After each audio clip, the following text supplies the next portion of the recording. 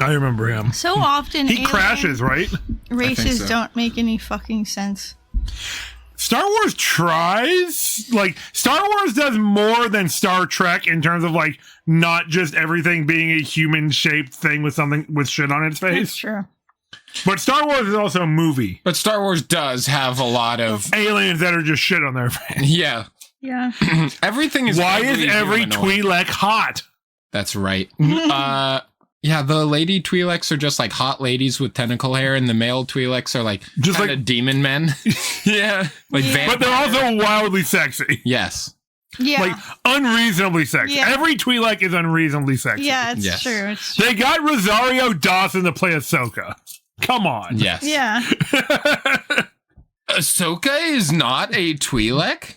No, she's not. They just Who am I have thinking tentacle of? hair. Who am I thinking of? Well, she's hot too. Yes, she is. That's the moral of the story is Yeah. Rosario Dawson Yeah, is yeah. also hot. They also have tentacle hair, but they have a different, like, ridged head. Right. They have Right. they have points. Is there a Ahsoka- Twi'lek Ahsoka in? does. Yeah, Is there a they all Twi'lek in do. the trailer? Is that what I'm thinking of? Trailer of what? Ahsoka. Might have been. I think there was. I think of the Twi'lek character. There's a Cool. new show coming out. Oh, that's focused on Hera her. from Star Wars Rebels. Probably Hera. Yeah. That's probably. People were like, is this just season 5 of Star Wars Rebels? It actually does look like it is. A lot of people think it is. All right, we got to do this. Yeah. Hello, fantasy fans, and welcome to Swords and Satire, the podcast where we turn low fantasy into high art. I'm your dungeon manager, Jamie Mokel. My pronouns are he and him, and I am here with my fire-breathing co-hosts. Hello, my name is Cassidy, and apparently I just exist in the void, and I'm unformed, and just go about my existence moment to moment, start creating new impressions of what's around me at any given time. Did you just realize this? Or, like, my memory's like a goldfish, because I could not remember what we were recording on today. We literally just recorded a skit for this episode. I every few minutes I have to remind myself. It wants to escape my brain. It purine far. I didn't understand a thing you said. That's right. Thank goodness. I'm glad you are able to form any memory for any amount of time. Thank you. Void being very hype. Yeah. I myself am Jack Olander. I'm rocking the she they pronouns right now. Oh damn. And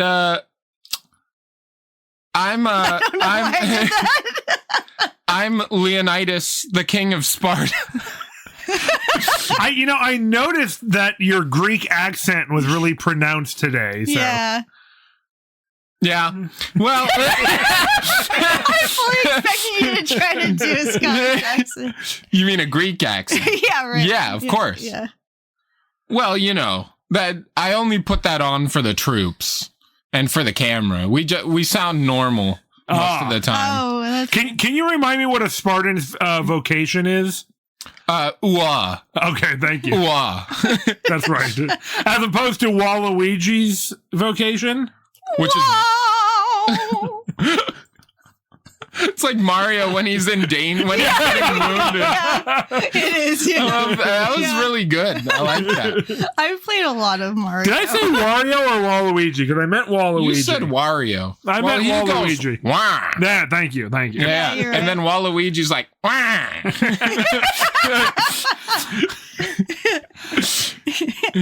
I was pointing out to a student earlier that they mentioned my Donkey Kong t-shirt and they're like, oh, I just saw the Mario Brothers movie and Donkey Kong's in it. I was like, oh yeah, by my voice double.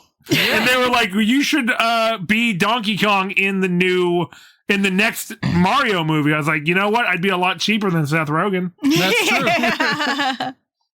Dramatically. I'll do it for half his price. Yeah. And you're an actor too. Hey. Yeah, that's pretty good. Well, guys, I'm excited because today we're talking about a movie. Don't ask me what it is. I'm not going to. I'm going to tell you what it is. Okay, A good. piranha far. What? I'm sorry, I still don't understand that, but it be Rain of Fire. Okay. Thank you. Is three. Now, this movie was directed by Rob Bowman. and it stars Christian Bale, Matthew McConaughey, and Gerard Butler on his, third or fourth return to our show? We don't have Gerard here with us. Oh, that's too bad. But we've talked about many of his movies. There's a lot of beautiful men in this movie. Accurate. Yeah. Yes. It's kind of good that we don't have them here in the studio with us because I think we wouldn't get anything done. That's fair. We'd all just be enraptured by their eyes.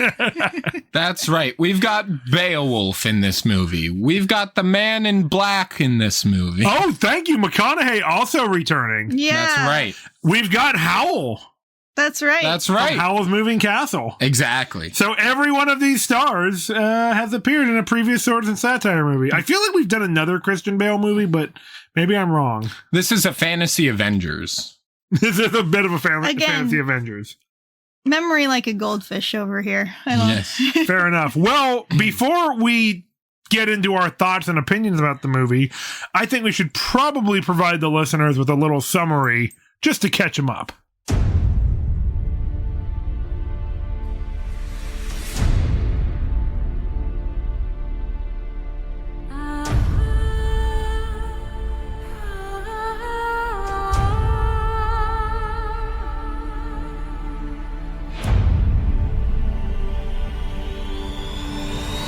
All right, guys. So it's the future. What did we watch again? You're kidding, right? No. Right. Oh, no, I am. You're worrying me now.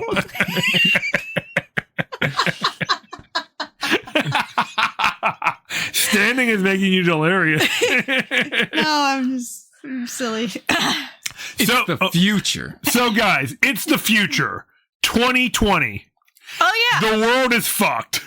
Well, we experienced that. Yeah, coronavirus. The world is slightly less fucked than in the actual 2020. All we have in this 2020 is dragons. Oh, yeah. And they kind of like took over the earth already. You know what? I'm here for it. I had someone say you can train the dragons.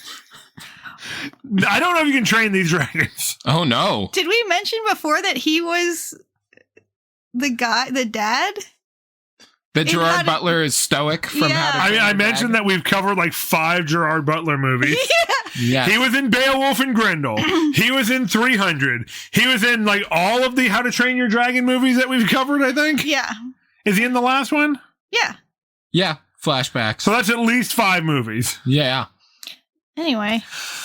So, guys, here I'm just going to give you this real quick analysis or a real quick summary of this movie. It's pitch black with dragons. Oh, yeah. That's pretty good. But we haven't talked about pitch black, so we should Except probably get some more detail. They're not, you can't like avoid the monsters in like you can in Pitch Black where you just stand right in front of their face. True. You can avoid the dragons or you can like have a one-up on the dragons if you attack them at dusk. That's right. So basically the same premise. Yeah.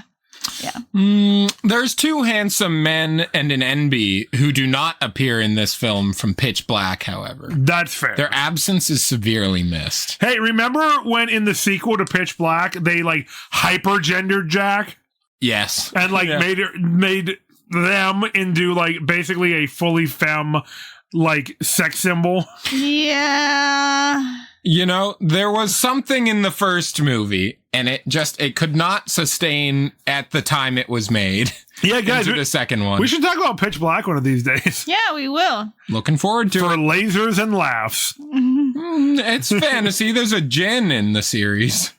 There's a genie in the sequel. I guess the Furians are kind of like magical aliens. Yeah. Yeah, they are. Anyway, so Rain of Fire. Rain of Fire is a story about a boy named Quinn who's out on a mining dig with his mom and then discovers dragons who take over the earth. Good job, asshole. Yeah. Like 20 years later, there's very few humans left, and Quinn is leading one colony of humans that have survived, and they're hiding out in an old monastery that has like catacombs underneath that they could hide in. We were watching this movie with our friend Casey, and he was like, oh man, are they going to do like the Walking Dead thing and like never call the dragons dragons? They'll be like burners or like wing lizards or something. Would have been so Weirs. good. Yeah. Yes. So basically, they're like just barely scraping by. Then McConaughey rolls in with his big dick cannon on top of a tank. So basically, if you're not getting it by now, the Americans show up. Yeah. That's right. Look, McConaughey, Cass is not joking, literally comes in on a tank, sitting on the tank, like not the big barrel, but like the machine gun at the top of the tank, just between his legs. Yeah. And he's moving in No a subtlety. suggestive manner, so I'm not making shit up here. I mean, but it's not, unheard of, but, No. not in this instance. This movie does not do subtlety. Right. And so he's leading like a group of army veterans that somehow made it over from the US to England, and his explanation for how that worked out is very sus, and you like never find out how they really got there. They got there on planes. Yeah. That's right. They're Because just- they have military equipment because America is a military industrial complex. I was going to say, they're just here to build a little base on Britain, on the UK, That's right. on England. I just have to point out, like, Jack, at one point while McConaughey was talking and being all tough and, like, kind of telling Quinn and his group how it is, like, you were just like, his eyes are so beautiful. I can't focus on what he's Well, saying.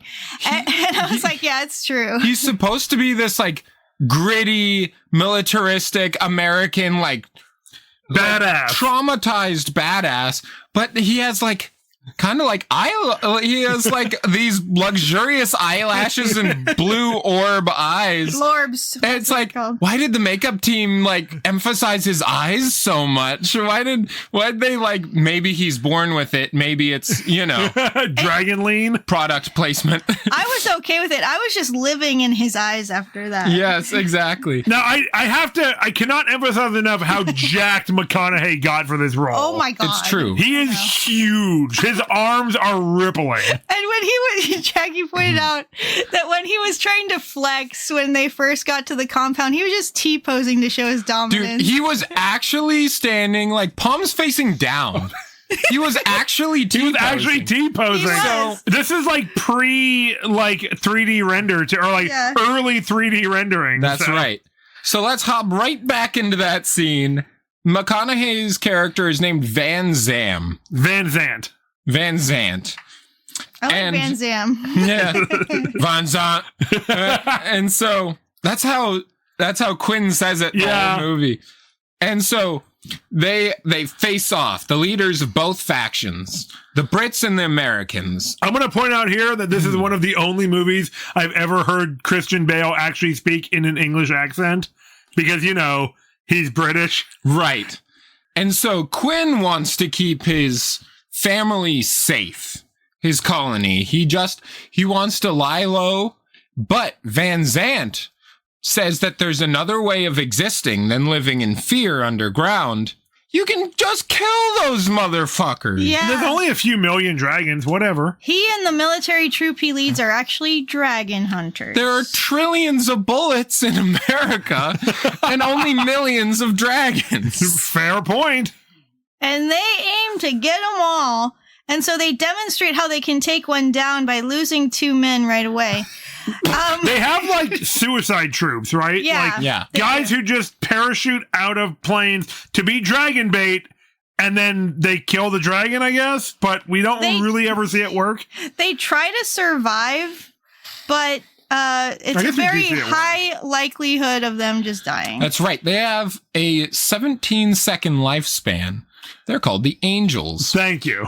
And so after they fell a dragon successfully, there's a heated debate about whether they should believe in this new lifestyle or Right. keep the safe one they are used to. Quinn is much more on the side of like preserving human life at all costs and like laying low and just going the survival route.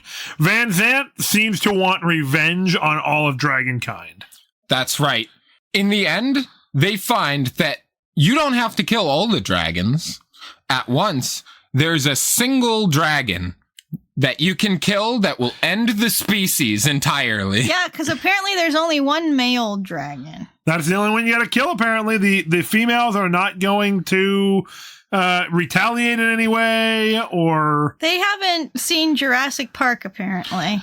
Also, I hypothesized during the movie, what if they're just like ants and like one of them will just become like the male, will like spontaneously evolve and become like able to impregnate females again. Jurassic and, Park. And like, I don't know, do lizards fertilize eggs the way fish do, or is it different? It is like that. Thank God you knew. I was like, I don't know. Yeah, so they go hunting the male dragon, and by then it's only Van Zant, Alex, which is the helicopter pilot. The token female character of this film. Yeah. She's pretty cool. And she's very cool. Quinn, and it's only the three of them. She's also like the only female character. Yes. And it's only the three of them because Van Zant got his whole like troop killed trying to go after the male dragon. Oh, and then that dragon came and destroyed the whole compound of all the people. Right. Oh, hey, there's also some throwaway tension between Quinn and Van Zant that gets resolved very nicely, and then they go off hunting together after Gerard Butler's character Bobby died. He's not named Bobby. I don't remember his name. Creedy. After Gerard Butler's character Creedy gets killed by like just the most unnecessary dragon fire. That's right. Speaking of dragon fire, they have just come up upon the nest of the male dragon. However, the plan is falling apart as Quinn's explosive crossbow bolt is lost. I mean, that would sound like a ridiculous thing to say if this were not a movie about dragons. That's right. Yeah. They're gonna Jaws this bitch and just shoot that dragon down the gullet with a bomb. Yeah. That's what you do. However, Van Zant gets a little confused and throws himself down the gullet of the dragon. It's true. He is sadly not an explosive. He tried to attack it with his big axe. He has this like badass like building leap wielding axe. Like they did this exact shot in Sharknado with the chainsaw, but you know, the hero, who I think his name is Finn, cuts this shark in half from the inside out with the saw. Van Zant just gets eaten and drops his axe to the ground. Yeah, it's very anticlimactic for an interesting character. I have a theory about that, though, that I'll talk about during the delve. Cool. After that, Quinn just kind of plays chicken, has a staring contest with the male dragon for a little bit, dodges the fire, and then just explodes its head off with the crossbow bolt because he found it. Problem solved. Oh, look, it was just right there. That's what Alex tells him. Yeah. And presumably, all the female dragons wither up without the strong influence of a male and stop eating people? That's what they're going to assume, and they make us assume the same thing. And there's just like an ending scene where they're just like, oh, let's go contact people in France. Well, the implication is that they're going to be badass dragon hunters now that dragons can no longer replenish their population. I guess. And they're going to team up with the French, which, you know, that's character development because they're British. Fair enough. Oh, yeah. All right, guys. Well, I think that's a pretty good summary of this bad boy. Why don't we head into the delve?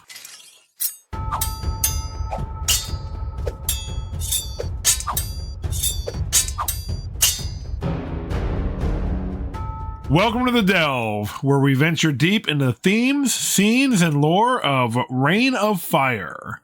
So, during the break, Cass realized that Jack and I were both wrong, and that the main character, or that Matthew McConaughey's character's name is Van Zan. Oh, yeah. Not Van Zam or Van Zant. I've always thought his name was Van Zant, like he was named after the lead singer from Leonard Skinner, because he's supposed to be like a southern good old boy, USA rah-rah boy. He's a rah-rah boy. He's a real rah-rah boy. Yeah, he definitely is. But hey, that's a perfect segue into the first theme I want to talk about, and that is militarism and the security state of the post 9/11 world. Oh, wow. Woof. So I have a theory about this film and its production, and I could be wrong. I could be way off base, but I get this sense when we first meet Van Zan that he is supposed to be kind of a anti-hero, like sort of antagonist who is going to lead the main character into ruin if he were to follow him. Kind of like a dark Avatar, right? He comes in like U.S. military, kind of scary on the tank and everything. He seems like the obvious choice to follow in a time when security and confidence are at all-time lows. He's domineering. He's fear-mongering. But like late 90s, he has that classic kind of like, yeah, tough guy, but in the end, he doesn't have the answers type of character. But this was from 2002. Exactly. But I'm saying, I feel like he was going to be this antagonist character who was going to fuck over Quinn. That is how they are setting it up in the beginning when they first meet. Exactly. But while they were likely filming this movie. That's right. And I'm guessing that this movie was being filmed around 9/11. Yeah. And I just can't help but feel like they made a last minute change so that Van Zan is suddenly maybe they'd already even filmed the intro scenes or just written it and they were like, oh, this is going to be him. And then we're going to last minute make this change where he, for no real reason, just switches characters towards the end and becomes like a hero who's going to sacrifice himself, even though the sacrifice is really dumb. Yeah. Like, we've built up this antagonism between Quinn and Van Zan, and it really seems like it's going to boil over. And then all of a sudden, they're like, all right, I trust you now. Let's go fight a dragon together. And it's so left field. Also, there is no social fallout between the two of them. None. After Van Zan's actions got his whole troop killed and most of the citizens of the colony that Quinn had built. Yeah. Oh, my bad. Oh, okay. Thanks, buddy. That's right. The war on terror begins with the war on dragons. Apparently. So I don't know. I could be way off base with this hypothesis that I have, but it just feels like with the breakneck character change and the tonal shift of the movie, like right towards the end, that Van Zan was not supposed to be a heroic figure until they were like, actually, we have to like only speak good about the American military. We cannot have him be the villain. But that still doesn't hold up because with the military coming in, it just really feels like people are so insecure. Their safety and security is at risk in a very real way. They feel like they need to fall back on somebody who can offer them these things. They feel like Van Zan and his crew might be that answer, but it ends up backfiring on all of them. But and there's no consequences. There is for a lot of the characters who die. There's no consequences to the storytelling. True, but think about this. After 9/11, a lot of people were supportive of measures that sacrificed a lot of our freedom for increased safety and security. The illusion of such. Sure. And that's kind of like what you see reflected in this movie. They give up the freedom of being alive. My favorite freedom, by the way. For the perceived security of somebody who says they can take offensive action against the threat. Yes, but that is not what the movie sets up when Van Zan first arrives. So I see what you're saying. If they had built the whole story around that idea, maybe. But I feel like there's a tonal shift. I'll tell you what.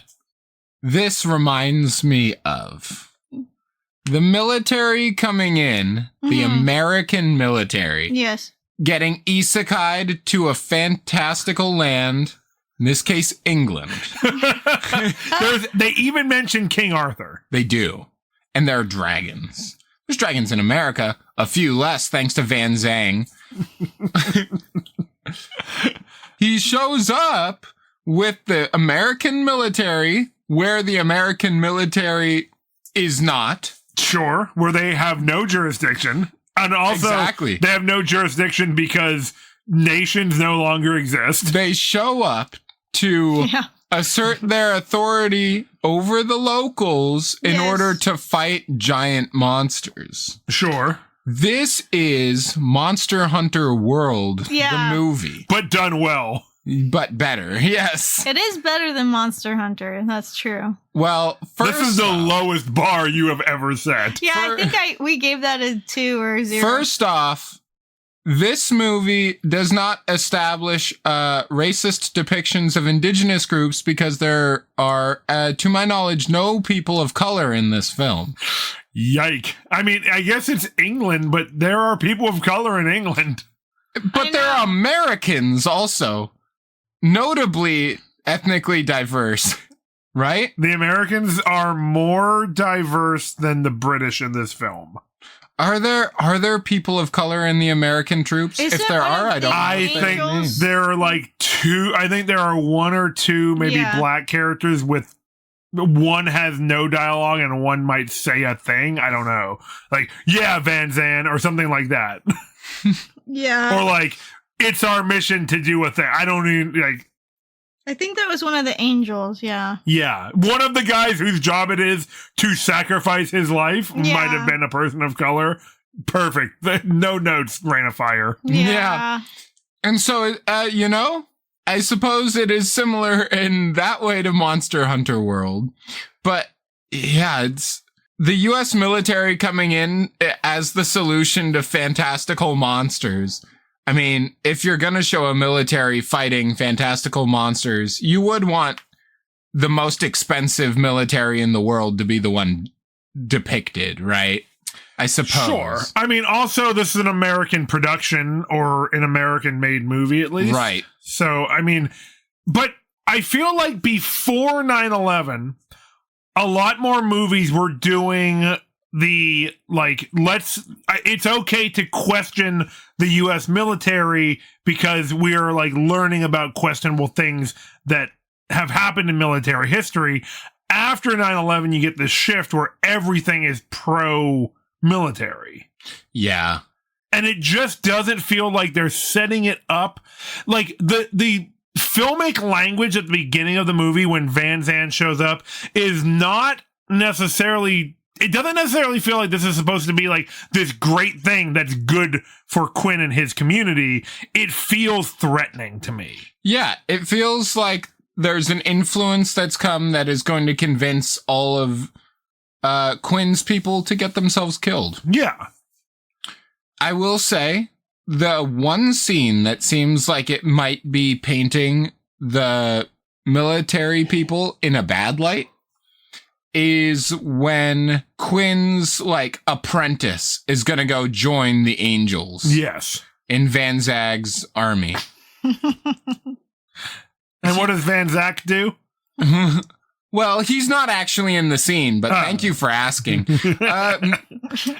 Yeah, in the scene, Jared, who is supposed to be the next overseer of this colony. The leader. He's Yeah. kind of like Quinn's adopted son. Yeah, he's gonna take over when Quinn dies. I didn't vote for him. But you did vote for Quinn. Yeah, well, yeah, it is a little surprising. The kid who first saw the dragon is also the kid who is also the adult who's in charge of the colony. I'm like, well, that's a neat coincidence. Yeah. Like, good thing he has leadership skills. Yeah. But Jared is going to join the Angels, and Quinn can't talk him out of it. The only way he convinces him not to do it is by saying, like, I guess you're an adult and you can make these decisions on your own. And then Jared's like, you're right. I'm with you, actually. Yeah. Thanks for giving me freedom. But that's why I feel like there's this middle shift in the movie where, like, the plot completely changes. Yes. Yeah, Jared walks around outside for a little bit and then comes back and is like, you know what? I think I'm going to stay, actually.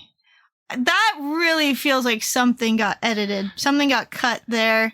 It was either like a post 9/11 shift or just a thing that happens to movies all the time where like rewrites partway through just butcher the original idea. Maybe with what you're talking about, but also with like this whole sequence of events with Jared. It is weird how he just like comes back without anything in between.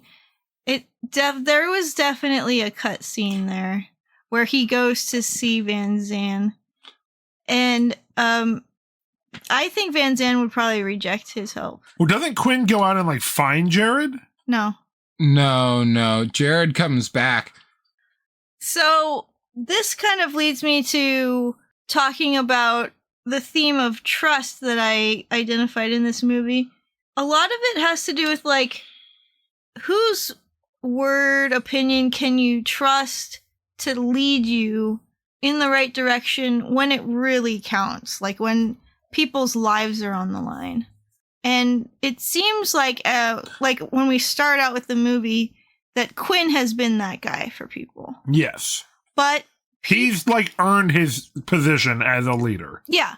People trust his word. They trust his advice. He's kind of like a headman in that way, where that would be in like a typically like egalitarian society, where somebody doesn't have like overt authority, but they're a headman. So they're kind of like somebody who is a leader in practice, but not in title. And people will like go to them if they need help or like if they need advice, or like they'll listen to those people and like their word carries more weight. It's somebody who's proven themselves as an asset to the community. Yeah. And like has leadership qualities, but does not have a formal title. And that seems definitely like what Quinn is. I mean, we meet adult Quinn as a shirtless minor, so we're inherently inclined to trust him. Right. I thought he was an adult when we meet him. We meet him as a little kid when he's in the... Oh, yeah, that's when we meet him in the mind of his beginning. mom. Yeah. Yeah. I said as an adult we meet him that way. Yeah, as a minor. Yeah, with no shirt on. Right. Oh, well, I'm out of here.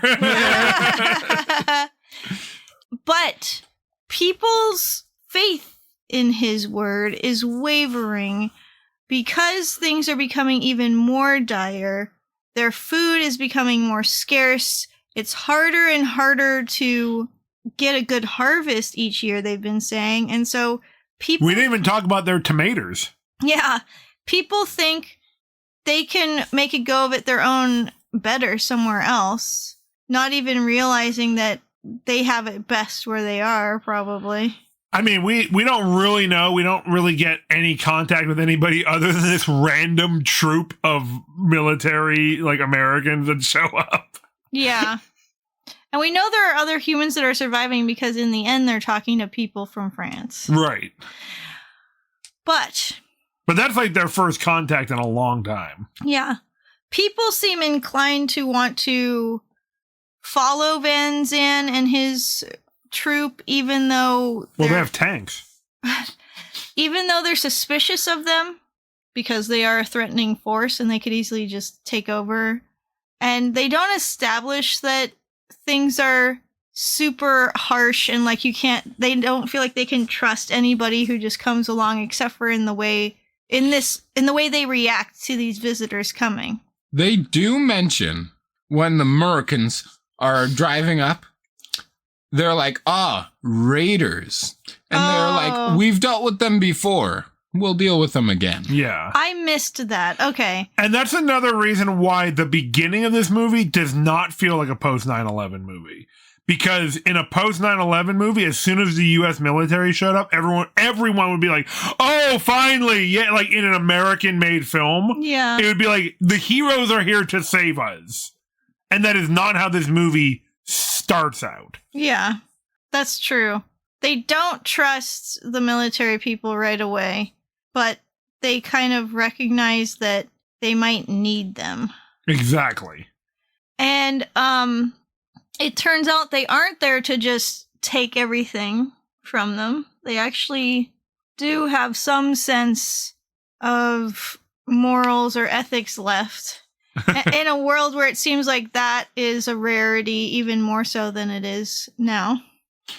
And, okay, so thinking of how they've already fought off some raiders, it makes sense that they wouldn't just trust anybody that comes to their door. And people aren't sure if they feel like they can trust Van Zandt's word that he's actually killed the dragon before. That's true. And that they took planes across the Atlantic Ocean to get to England. With tanks. Yeah, Quinn says that's their territory, meaning the dragons. Yeah. And Van Zandt is like, no, that's our territory, brother, or something like that. They're just renting it. Yeah. Listen here, brother. These dragons are gonna come into the squared circle, but I'm gonna suplex them down to the canvas and pin them for the 1, 2, 3. Ooh yeah. Love that. That's my Van Zandt impersonation. Right. Yeah. And then he goes, all right, because he's Matthew McConaughey. Yeah. Did we already talk about his blurbs? I think we did. We mentioned him. Okay. Yeah, very early. Okay, good. It has to be said. And then they kind of grow to trust this new group over time as they prove that they aren't just there to murder everyone and take the meager possessions that they still are holding on to. They're tomatoes. Yeah. That's right. But Van Helsing's group sees Quinn's group as lesser as well. Yeah. Because from their perspective, they're risking their lives in order to save people like Quinn's group. Right. Who are not willing to do the same in return. Van Zandt's group sees Quinn's group as cowardly. Yeah. And they vocalize that after the first dragon kill. They're just like, all of you people are celebrating, but 3 of our guys died to kill 1 dragon, and that's not really a victory, and you didn't know the people that died. You guys were here in a safe place while we were risking our necks for you. Right? Which is a shitty thing to say when you show up and you're like, yeah, we're going to do this thing. It's like, all right, man, this is your idea. It's true. He's a deeply troubled person. One thing is that they want to stop at that compound, Van Zandt and his troop, because they do need to resupply. Yes. With various medical supplies and whatever food that can be spared and such. So that colony does have things they need. Sure. Even while they're looking down on them. This just further makes me think that there was a last minute change halfway through the movie, because that never comes up again either. Maybe, but Van Zandt actually threatens Quinn. He does. He says, we can do this the easy way, or we can do this the real easy way. Because further making him seem like a threatening force and not a liberating force. He is. He's meaning we can come in and by your invitation and take supplies that we need, and you can gift them to us, and this can be peaceful, or we can force our way in, and they could, and just take it, and then people would probably die. So Quinn doesn't really have a choice there. He's not somebody who has a big ego. Or a big gun. He just wants to take care of people, and so he doesn't want to put people at risk just because he's being challenged by somebody else. So he lets them in. Speaking of trust, you know who I trust myself? Who do you trust yourself? Well, I like to trust people who, instead of putting their money toward a military-industrial complex... Yeah, that's stinky. They like to use their money to support community makers like artists. Oh, I love art and supporting people who make it. That's a good stinky, like stinky cheese. I do love stinky cheese. But do you know who in the heckin' frick makes art? I have no idea. I've never met an artist. If I did, I would be terrified. Maybe you should tell us, Jack. Well, maybe. Oh, did you say artist? I thought you said dragon. No, I said artists. And if you want to see one, just take a look in the mirror because that's us. Swords and Satire, and the people who choose to spend their money supporting our show are patrons. She's got a point, you know. Yeah. And they're on patreon.com/swords and satire, I hear. And by them, you mean us, right? Us and the things we offer to our patrons. Boy, howdy. Who support our show for a little tuppence every month. Just a tuppence. Not much. Sorry, I missed our tuppence patron level. Yeah. We offer exclusive content on there. Right now, it's taking the form of duck art by our very own Jack here. The winter just ended, and let's say the flock is coming home. Oh, shit. Additional bird puns. The flock is coming home to the pond. Great. Yes. To the pond. You cannot include that in an episode. We also offer extra episodes for our special patrons. Our extra special patrons. Yeah. And so if you want to support the show and you have the means, you can head over to patreon.com/swords and satire to become a part of our community. And as a bonus, on top of all of that, we are also offering our undying loyalty. Well, that's true. Anyway, all that said, let's migrate back to the episode. Like a dragon. Yes. That was weird. I blacked out for a minute or two right there. I think I did too. We'd better, let's just pick up. I went back to my void. Oh, yeah. Guys, I've seen some shit. Oh. Well, let's rein it in a little bit. Rain of fire it in a little bit. Okay. I think where we left off, we were talking about the trust that was established suddenly between Quinn and Von Canto. That's right. I forgot about the scene where he kills a dragon by acapelling it to death. So Acapellaing? Cool. It is a proud Nord tradition to fight dragons with the power of the voice. True. That's very true. Foos Row Dragon. But this ain't no Elder Scroll. This is the Reign of Fire. Or is it? Or is it Elder Scrolls? Doesn't Elder Scrolls take place in a post-Fallout future, according to the existence of Nirnroot in the Fallout games after Bethesda bought them? That blows my mind. Can we prove that the destruction of the Earth in the Fallout series was not caused by dragons? I don't think we can. Nope. And the dragons in both series, Skyrim and Reign of Fire, are wyverns. And how do you mean that they're wyverns? Because dragons have 4 legs and 2 wings, and in Skyrim and Reign of Fire, they've got 2 legs and 2 wings. That's a wyvern if I've ever heard one. Yeah, but do they really only have 2 legs? I thought they had 4 legs. Do they have 4 legs? I thought they did in Elder Scrolls. Nope. In Elder Scrolls, they got 2 legs and 2 wings. In Reign of Fire, do they have 4 legs? Guys, we're a professional podcast who fact checks. Oh my god, you're right. They're crawling around on their wings. Oh, yeah, they are. And all these dang dragons be wyverns. Holy shit, you guys. I never realized that. This conspiracy goes all the way to the name of a famous dragon that's not coming to me right now. Jack, you are so much more perceptive than I am. Smaug. Well, it's just the second I see a dragon coming down, but its arms or its wings, I just start screaming "Ree" as it descends upon me. That's a dinosaur. That's a dang. Well, how many actuallys in a row am I comfortable with? You're right. So let's talk about.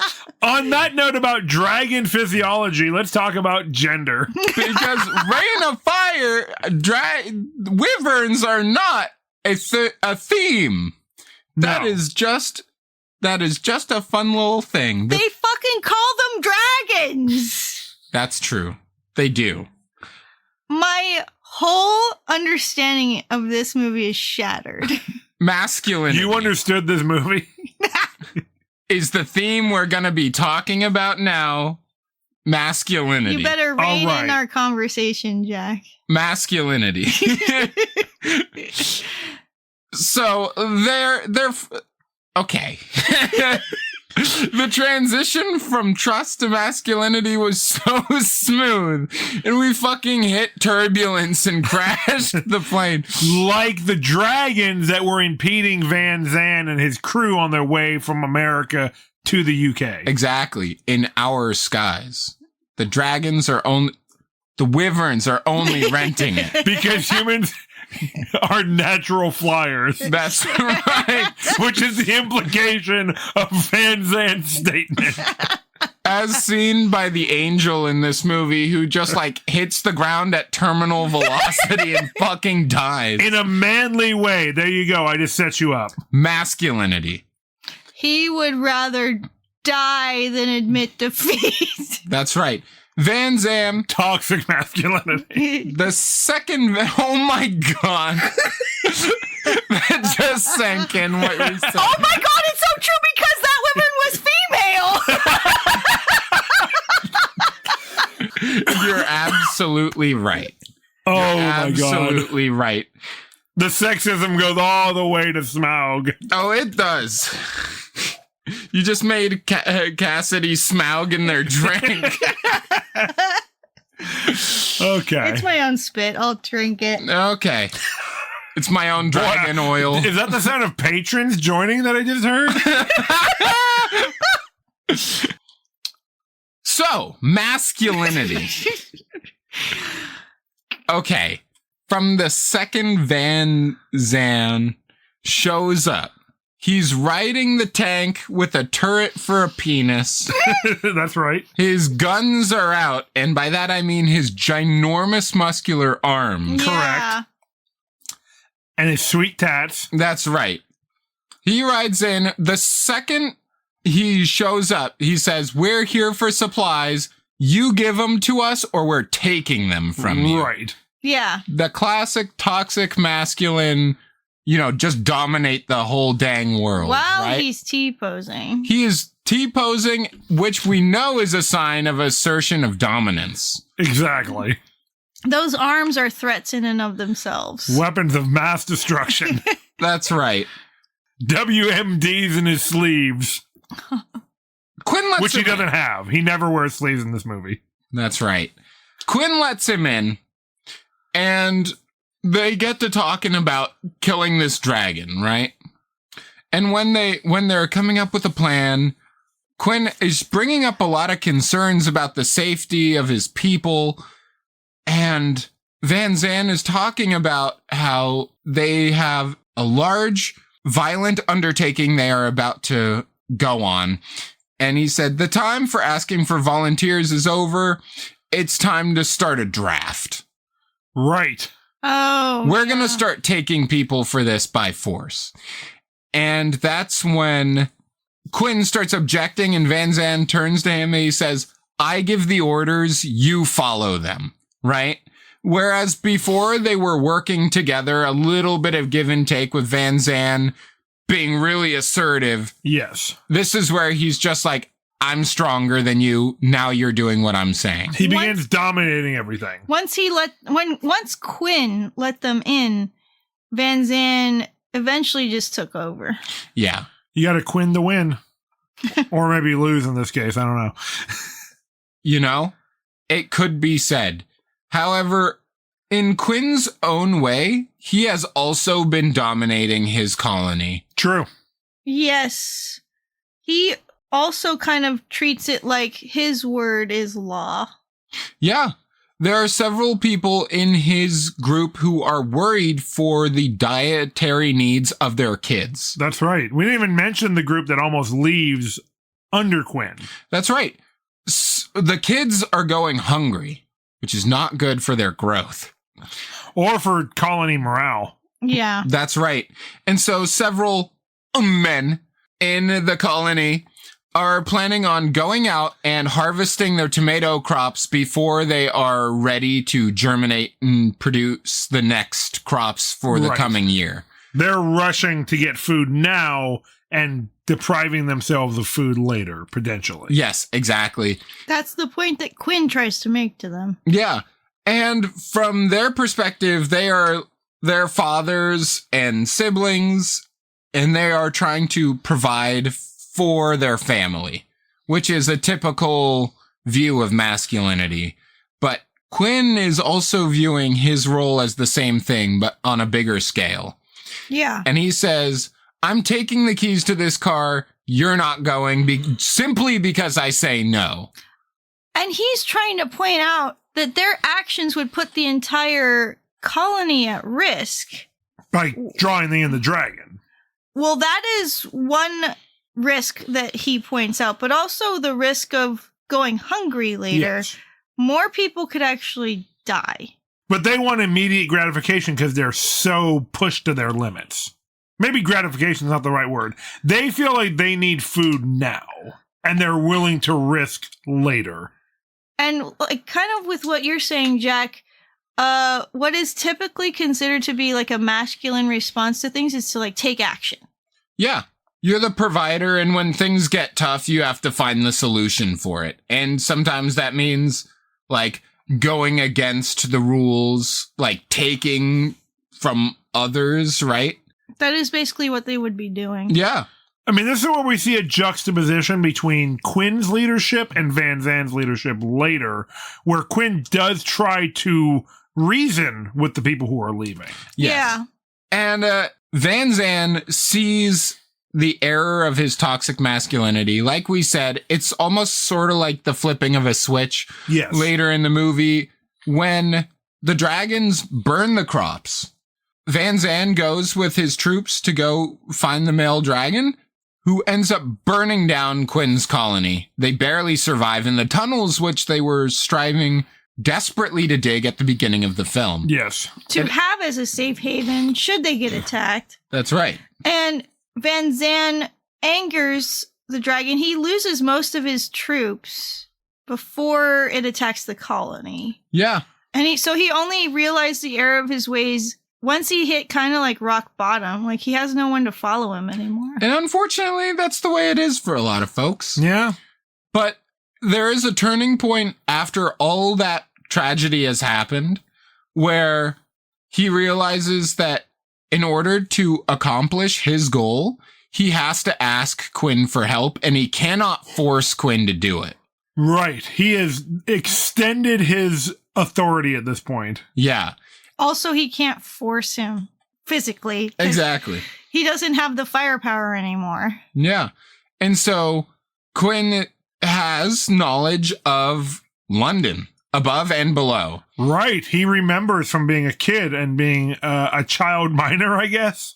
Which is where the Wyvern's Den is. That's right. And so they begin to work together, and there's a great scene in the movie where Van Zandt says, "You give the orders, I'll follow them." Yes. Which is the reverse of what he said earlier, because now they're comrades in arms, right? Right. It just feels very unearned in the context of this film, but it is an otherwise powerful moment in and of itself, but it feels very left field. Yes. A lot of people had to pay the price for his ego for him to get to that point. Right. We just don't really see him go through that. Yeah. It could have gotten edited out. That's true. It's the same with Jared's whole arc about going to join the military and then like guilt and affection and like being cared about brings him back. And we don't see that scene where he's struggling with it.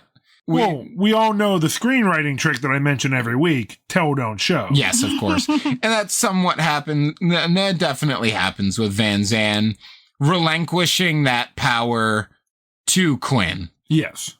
And he ends up getting killed by a male dragon instead of a female dragon. Thank God for his ego. Oh my God. Hashtag gender equality. That's right. And wait, no, male on male violence is a very common form of violence. That's right. And there's another form of unfortunate masculinity that appears in the film. We mentioned it earlier. There's only one male dragon. Yeah.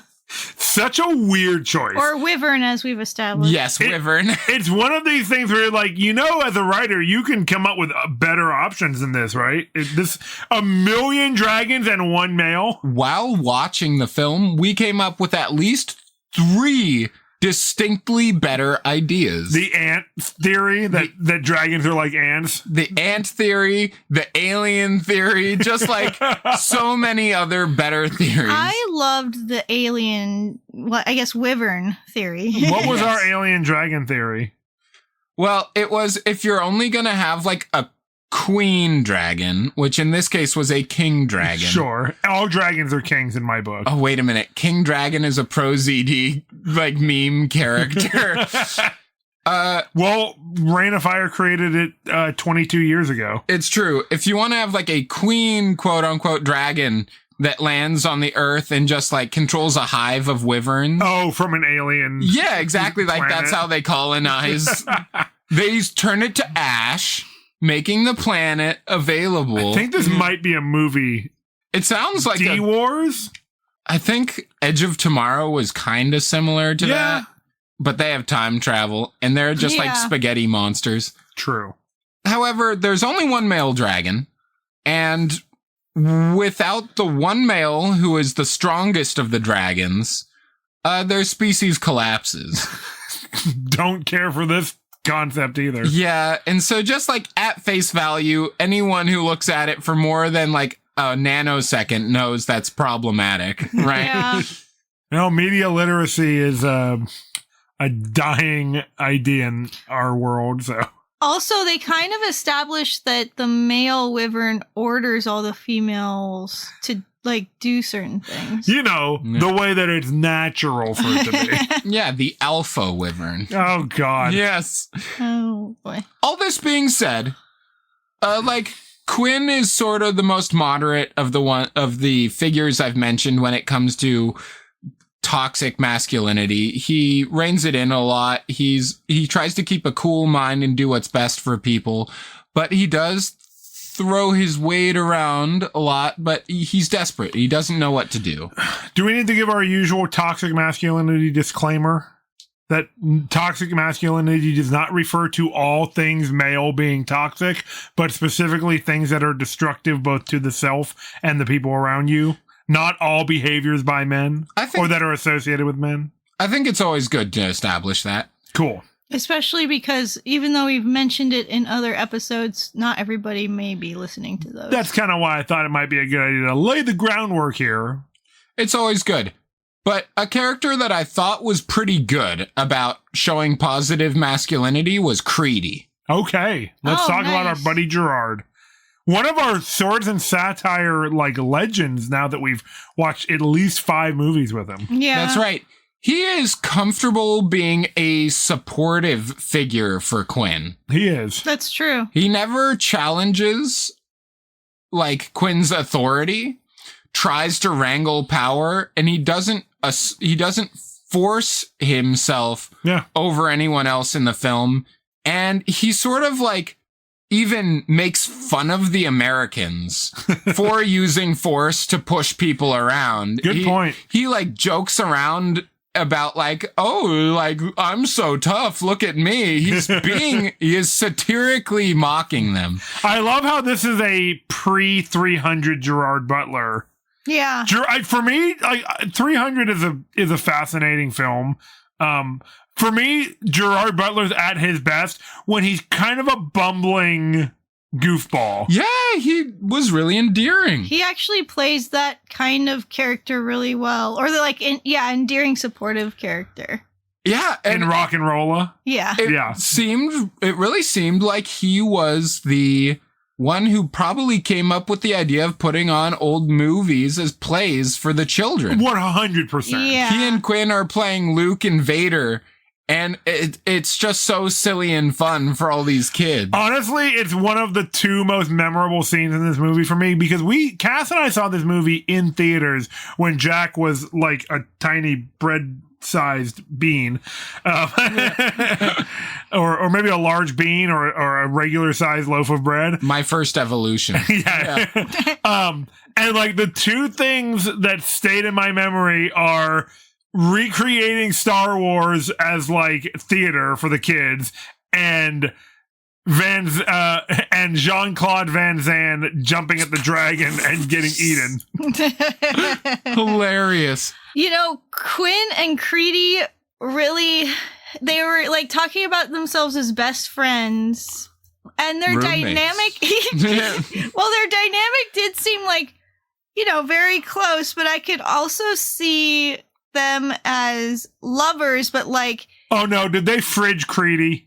Well, yeah, because it seems like it kind of, I don't know, frowned upon is the right way to put it. I mean, action films to this day, I mean, I'm just going to use the expression that we use, right? Like, they know homo all over the place. They do that, yes. I mean, we loved RRR, and, like, they have to very much establish that these are non-queer characters in that film. Yeah, we don't actually get a lot of, like, stereotypical masculine live-action gay men. No, I mean, I can't think of a single action film where a queer character is the star and is treated like well, just like a badass, right? Yeah. It doesn't happen often. There's the thing in Con Air where there's a trans character that I think was established as a joke at the time, but now watching it reads really well. Yeah. Ages like better than it was probably supposed to, because it ends up being like a bunch of really tough macho prisoners on a plane acknowledging somebody's preferred gender identity and like treating them in the way that they want to be treated. Yeah. It makes all the prisoners seem really socially, like they're Progressive very and supportive. Yeah, it's crazy. It's amazing how that movie somehow is aged better than it should have been. Yeah. But yeah, it's so fleetingly rare in action. Yes. And so they did not make Creedy and Quinn queer, but they do fridge Creedy in order to motivate Quinn.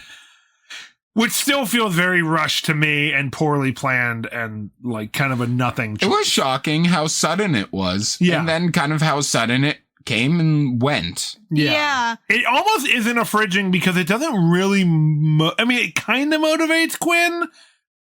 But they don't continue to acknowledge it. Yeah. Creedy is forgotten after that next scene. Yeah. But this movie does that a lot. It's It does. because they need him to progress and go to London Yes. to take out the dragon. Or it's because they had no fucking clue where they were going to go with this movie until the end. Maybe. Yeah.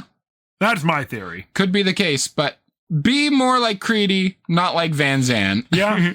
Yeah. Love Creedy, That's man. fair. He was great.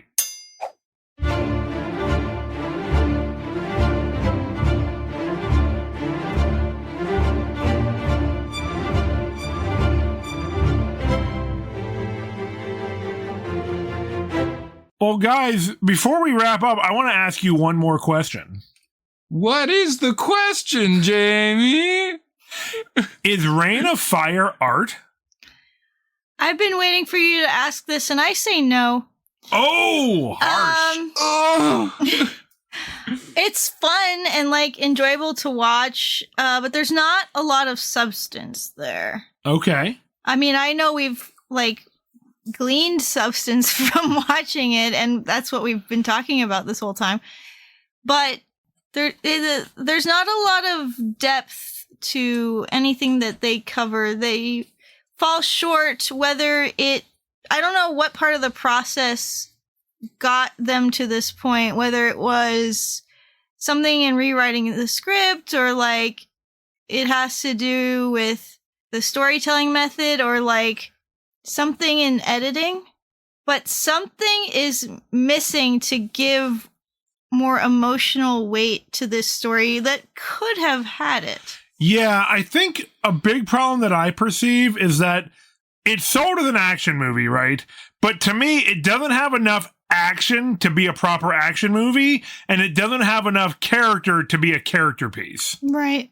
It's trying to be too much, and it falls short in every category, I think. Yeah, there's like 2 or 3 action scenes in the whole thing. Yeah, they do a lot of scenes where there are dragons around without showing the dragons for most of the sequences. Yeah. But to be fair, this came out in 2002. The technology wasn't perfect. The dragons looked really good when they were on screen for the brief moments they were on screen. They look better than the Dungeons and Dragons movie from this era's dragons. Like, infinitely better. But then again, this was a $60 million movie in 2001. Oh, yeah. Wow. So they put a lot of money into this, and I feel like they didn't really know what they wanted it to be. There's really not enough action of substance to justify this being an action film. And it's about fucking dragons. This should have been a slam dunk. A grand dunk, a slam Zand. It really, yeah, it really feels like it was written by some, like, unexamined, like, white guys who never introspected and just, like, have never considered what it is like to be any other kind of life than, like, just a white guy growing up in a patriarchy. Yeah. If that makes sense. No, like I said, no people of color, no queer people. There's a token woman in the film. A token woman. That's half the population. More than half. More than half. Yeah. I just realized that the, like, joke, like, opposite of grand dunk is a slam. What the fuck? Because a grand slam and a slam dunk. Yeah. That's Slam. Bro, that's a slam. And how about the idea that one male can propagate a species Biologically correct, but he wouldn't have time to by itself? He wouldn't have time to do anything else like eat Van Zandt. Okay, but by itself, there were no females. It just doesn't make sense to me. Like, the whole plot about the one male, I feel like they were just... This is why I feel like... I'm going back to my theory. This is why I feel like the antagonist of the movie was supposed to be Van Zandt, and then they just had to come up with anything they could to, like, work towards an end. It's like, oh, if we find the one thing that can kill all the dragons, that we've said there's a million dragons out there, something has to stop all of them, because no longer can we have Matthew McConaughey be the threat that they need to face. I see what you're saying. There could have been a whole other ending where they didn't really solve the dragon problem, but they, like, had to deal with the human element. Yeah, exactly. Man being the real monster. That is, like, a common focus for a lot of these types of movies, but it does work. Oh, yeah, absolutely. Remember Age of the Dragons? It's just a retelling of Moby Dick, but with dragons. Go back and listen to one of our earliest episodes. Like, Ahab is a great version of this. I mean, in so many ways, I feel like Age of the Dragons is a much better version of this movie. I think so, too. I just feel like for where the movie ended... A much better setup would have been, there's like 3 dragons, and they've just laid waste to the world. Yeah. Because, I mean, how many do you need? Like, they did this thing where, like, oh, there's hundreds, millions of dragons. Where's the food supply? The dragons are going to be starving to death. Have, like, a few really horrible dragons. They wiped out much of humanity, but we've kind of whittled them down, and there's, like, just a few left. Yeah, you wouldn't need much more than, like, a dozen to devastate the entire Earth. Yeah. I'll tell you the only thing that actually felt creative and in this film, because I really feel like the movie the script could be put on a Post-it note, right? Yes. Dragons? Question Yeah, mark? exactly. Apocalypse? The only thing in the film that I think is art is when they said that the dragons are responsible for making the dinosaurs go extinct In the, like, before time. in the overdub narration that happens after we meet Quinn for the first time as a kid. That was the only part that I was like, now that's good shit. You did really enjoy that. And there is the whole scene that we've mentioned a couple of times about them recreating the Star Wars. Yes. As a play. Okay, that's That just was clever. That was fun. Yeah, That's fun, yeah. but it's interesting because they are in an old chapel and they're performing it where the altar used to be. Yes, there's a massively underused religious undertone to this film. Yeah. With the chapel and everything. It goes nowhere that I can tell. Yeah. Just like the King Arthur stuff. Exactly. They're in a chapel. There's the King Arthur allegory. They wanted it to be deeper because it's like in a typical, if this were a Christian movie and the Christian themes were more overt, I would say the dragons are supposed to be stand-ins for pagans. But they didn't really follow through enough to really make that connection or any connection. They should have just made it an Arthurian movie. And Van Zandt could be Quinn's brother, like Mordred. Oh, yes. He seems like a Mordred coming in. Yeah, but then they just don't do that. They don't pay it off. And I think it's because they had to make changes to a movie they were already writing. I need to hunt down an original script for this film. Honestly, them just trying to make a connection to King Arthur by, like, Creedy quipping that Quinn is not like King Arthur is so fucking lazy. It's making me mad right now. I'm kind of feeling a little mad, too. I'm not going to lie. I was super excited for this movie years ago. Yeah. We saw it. We own the DVD because I think, like, I wanted it to be more interesting. I'm not a huge fan of this film. No. I like Matthew McConaughey's performance. I like Butler and Bayo too in this movie.